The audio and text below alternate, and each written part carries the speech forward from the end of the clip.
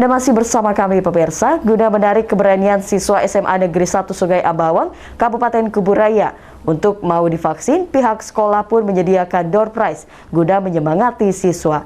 Alhasil, para siswa yang sebelumnya menolak vaksinasi kini antusias untuk divaksin.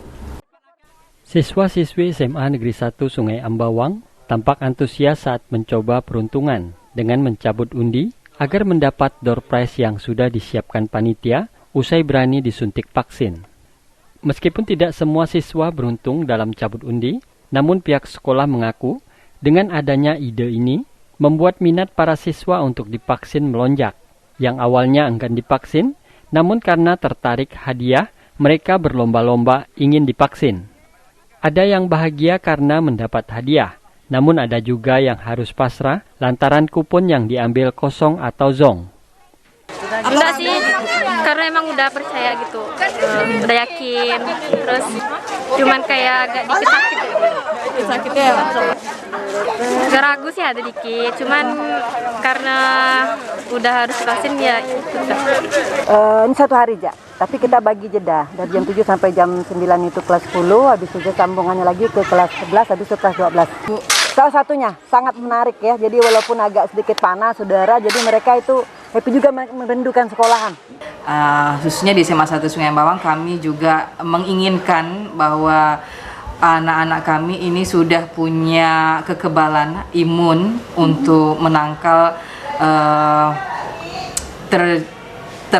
tercemarnya ya, atau masuknya virus corona ke lingkungan SMA Negeri 1 Sungai Ambawang. Meski sudah divaksin, agar tidak lalai dalam penerapan protokol kesehatan, baik di sekolah ataupun di lingkungan masing-masing. Dari Kuburaya, Faisal Abu Bakar, iNews melaporkan. Sementara itu, Kejaksaan Tinggi Kalimantan Barat melakukan vaksinasi terhadap warga Pontianak. Vaksinasi yang dilakukan guna mempercepat tercapainya herd immunity atau kekebalan kelompok. Dalam mempercepat herd immunity, Kejaksaan Tinggi Kalimantan Barat menggelar vaksinasi massal terhadap warga Pontianak. Vaksinasi massal ini akan berlangsung beberapa hari yang dilakukan serentak di Kejaksaan Negeri dan kantor cabang Kejaksaan Negeri di wilayah Kalimantan Barat. Hal ini bentuk komitmen kerjasama dalam memberikan pelayanan kepada masyarakat untuk menjalani tugas negara dalam menurunkan tingkat ketularan COVID-19. Kepala Kejaksaan Tinggi Kalimantan Barat, Masudi, kepada wartawan mengatakan, masyarakat tak perlu takut untuk vaksinasi karena vaksin yang digunakan sudah aman dan terbukti menurunkan penularan COVID-19 di Indonesia.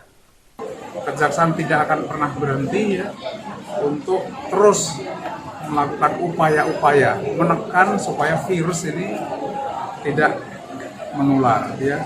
Kita akan terus melaksanakan ini sampai selesai, sampai vaksin kita laksanakan untuk vaksin seluruh warga, dan juga sampai benar-benar virus ini tidak ada di bumi Indonesia ini ya. Mas Hudi menambahkan, vaksinasi ini bentuk usaha ikhtiar pemerintah dalam melindungi masyarakat dari ketularan COVID-19. Dari Pontianak, Uun Yuniar, iNews melaporkan.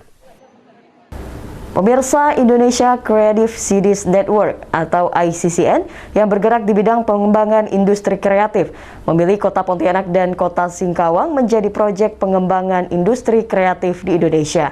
Sejak berdiri pada tahun 2015, ICCN terus mengembangkan potensi industri kreatif dalam rangka membangun dan mendorong pembangunan di Indonesia.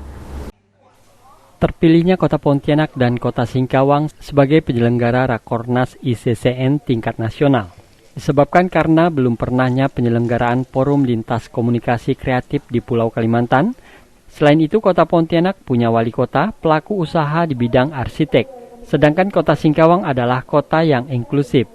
Sejak berdiri pada tahun 2015 lalu, ICCN terus mengembangkan potensi industri kreatif dalam rangka membangun dan mendorong pembangunan di Indonesia. Saat ini tercatat sudah 220 kabupaten kota yang telah mempunyai jejaring lintas industri kreatif.